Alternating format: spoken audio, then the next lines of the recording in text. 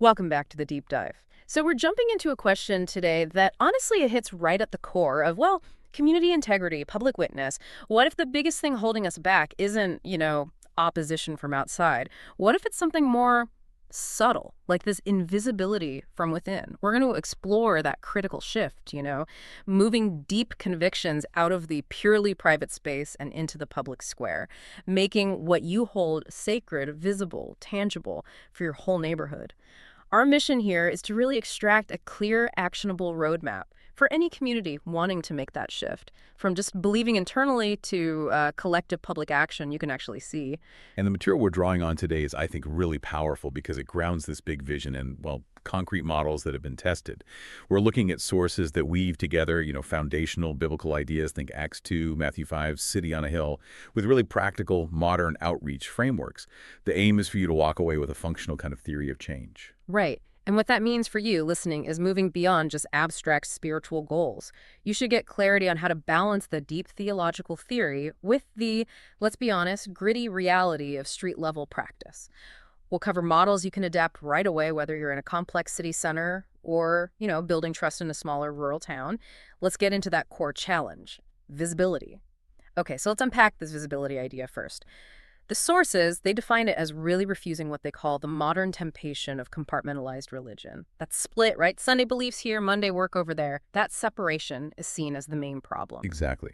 And the why behind this, the theological push for being public, is strong. The research calls it incarnation logic, basically. God became visible, tangible, embodied, John 1.14. So if God refused to stay abstract, then the community is shaped by God. Well, it has to refuse abstraction too. It has to be visible, tangible, embodied in the world. Visibility isn't just like an optional strategy, it's core function. I found the contrast the sources make really helpful between two ways of practicing faith. They use this great term for the default setting, drawer faith. Yeah, drawer faith. It's private, it's safe, it's neat, compartmentalized. It's a faith-focused inward, mainly on self-protection, keeping things comfortable, protecting reputation, and its success metrics. They're all internal. Attendance numbers, how many people read their devotionals, doctrinal alignment. And the warning in the material is that when this kind of faith does reach out, its charity can easily become paternalistic because the focus stays on the giver, not really the neighbor's dignity. Okay, so that's the default, the safe mode. What's the alternative? The public one. That's what they call porch faith. It's deliberately public, habitual, and, necessarily vulnerable because it's out there. It invites questions, even critique, and its success measured externally.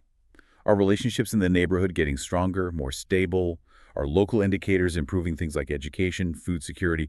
And what's really key here is the idea that proclamation, the telling, has to be tied directly to the doing. If the actions aren't visible and tangible, the words just don't carry weight publicly. That makes total sense. But here's a question. If you're shifting your metrics like that towards neighborhood outcomes, doesn't Porch Faith risk losing its way, mission drift? How do you make sure the core spiritual purpose isn't just, drowned out by all the good works? That's the crucial tension, absolutely. And the answer the sources give points back to that city on a hill image, Matthew 5. The idea isn't doing good works instead of having a distinct identity.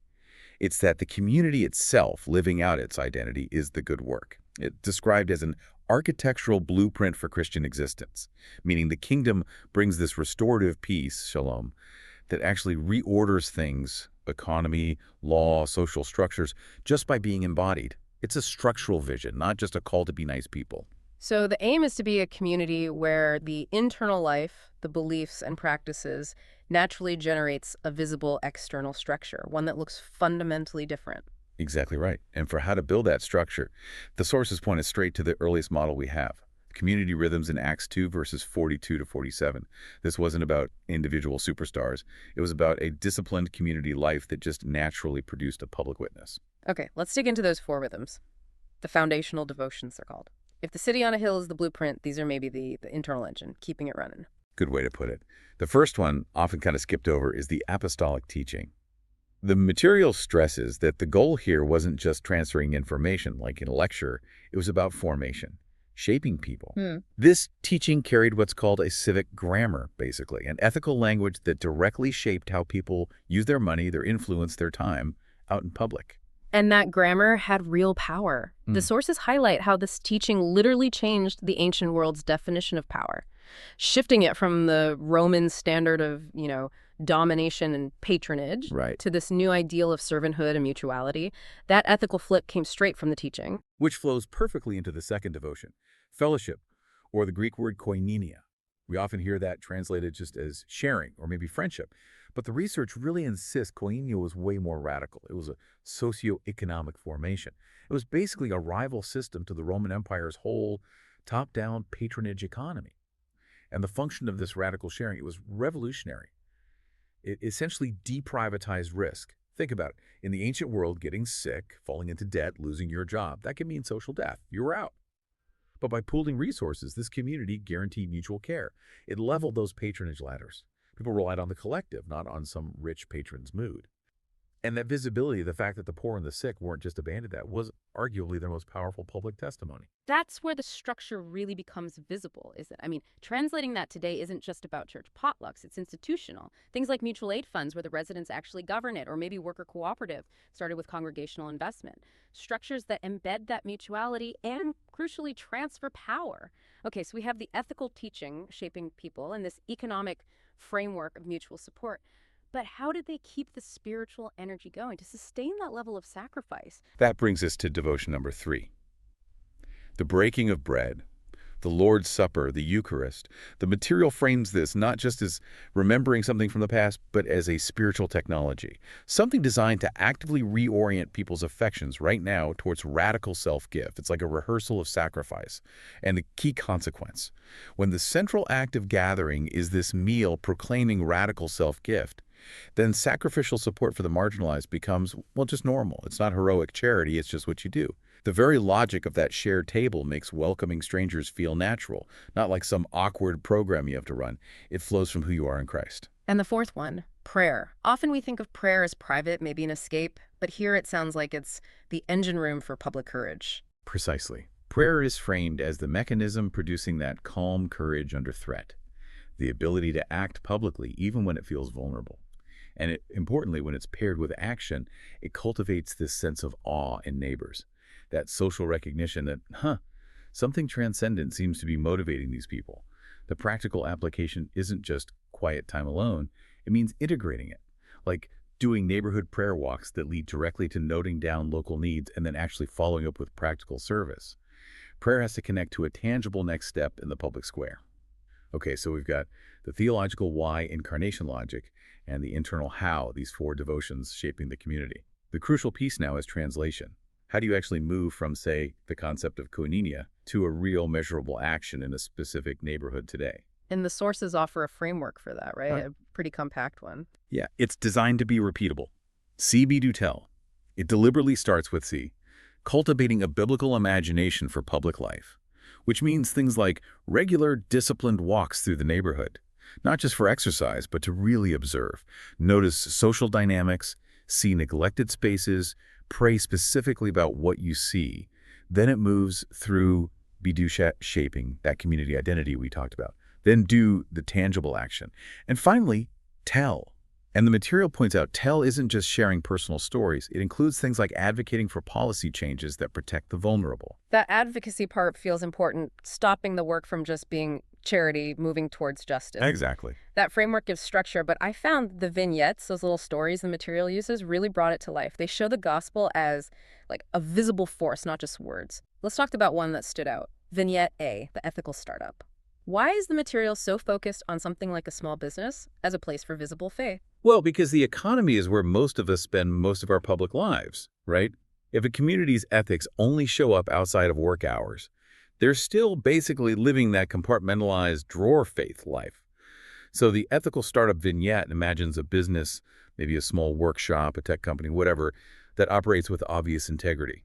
Things like living wages is the standard, flexible schedules designed around employee dignity, maybe genuine profit sharing. The point is, the gospel becomes visible in those economic structures. When a neighbor looks at that business, they don't just see a product, they see a different way of relating, a pattern of dignity. It's tangible proof that maybe profit and human flourishing don't have to be enemies. They can be integrated by design. That makes that economic idea of koinonia really concrete. Okay, what about Vignette B, the community food co-op? A church uses its property, maybe an old parking lot or building, for a food co-op run with the neighborhood. Yeah, and the key thing there isn't just, oh, look, they're feeding hungry people. That's good, but the crucial piece is governance. This co-op is a concrete way to redistribute resources, sure, but it has resident majority governance. The church might provide the space for seed money, but the people who actually use the co-op, they hold the decision-making power. That's porch faith, actually sharing authority, not just resources. That's a huge difference from traditional charity It's models. huge. And the last one, Vignette C, the public liturgy. This seems to take the internal spiritual life right out into the city flow. Absolutely. Imagine holding, say, quarterly common good services, not inside the church building, but in a public plaza, a park. Yeah. And this isn't about trying to convert people on the spot. It's framed as an act of public blessing for the whole community. It specifically includes blessing and recognizing local public workers, nurses, sanitation crews, teachers. It visibly demonstrates where civic life and sacred life can meet. It makes the community's humility visible and shows solidarity with the very people who keep the city running. Okay, this level of public visibility, the ethical startup, the co-op, the public service, it sounds incredibly powerful. But it also sounds risky, vulnerable. It absolutely is. Stepping out onto the porch means accepting that vulnerability. Mm. Accepting you might be misunderstood or even fail publicly, which is why the sources are so insistent on guardrails, critical safeguards to maintain integrity over the long haul. This requires constant reflection and self-critique. The first big pitfall they warn against is performative piety. Doing good things mainly to look good for the reputation, for the social media likes. Hmm. The remedy, it has to be cultivating those hidden disciplines. Yeah. Prayer, repentance, giving sacrificially without announcing it. The inner life has to stay strong and detached from needing external praise. And we touched on paternalism earlier. How do the sources say to avoid that trap, the helping that keeps all the control? The advice is pretty direct. Listen first, always. Co-design any initiative with the people it's meant to serve, and then be ruthless about transferring leadership. If a program is for a specific group or neighborhood, the leadership, the governance, the decisions about money, that has to be majority held by the residents themselves. That's the structural antidote to paternalism. And the last one, which feels very relevant right now, is partisan capture. Reducing this whole vision of the common good down to just aligning with one political party's ideology. The material is clear. The remedy is grounding public engagement firmly in Scripture's prophetic critique, not in shifting party platforms. The priority has to be the genuinely common good, which means being willing to critique any system, left or right, when it harms the vulnerable. Nonpartisan integrity is key. Okay, so for you listening, if you're thinking about implementing this, measuring success becomes really important. If you just count heads and seats, you'll slide right back into drawer faith. The sources say we need mixed methods, ways of measuring that actually respect people's dignity. Success is definitely more than just numbers. So if the usual metrics are out, what are the metrics that matter for this porch faith approach? They seem to fall into about four main areas. First is relational depth. Are you seeing more genuine cross-cultural friendships forming? Mm. Are people from historically marginalized groups saying, yeah, I feel like I belong here, testimonies matter? Second, public benefit. Are there actual measurable improvements you can point to in local indicators? Things tracked by third parties, maybe reduced food insecurity stats, better access to health services in the area, tangible change. And the last two sound like they focus on changing the story, the narrative. That's right. Third is narrative change. Are stories in the local news starting to connect your community with positive, shared civic renewal? Not just reporting on your religious services, but on your contribution to the common good. And finally, structural metrics. Have assets like property or funds genuinely been placed under the stewardship of resident majority boards? Have financial resources been intentionally redistributed to support local, resident-led projects? These structural metrics show you're actually sharing power, not just handing out charity. So if we try to pull all this together, the ultimate credibility of this kind of public faith, this porch faith, it really hinges entirely on the coherence between the word and the deed. When the doctrine that incarnation logic truly harmonizes with the practice, these visible structures of mutual care and shared governance, then the watching world gets a real, tangible reason to consider the possibility of a radically different way of life. So that gives you, the listener, a kind of custom roadmap. It doesn't start with some huge building project. It starts with listening.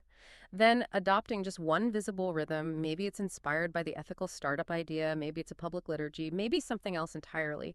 And crucially, committing structurally to sharing governance. We want to leave you with this provocative thought drawn straight from the source material.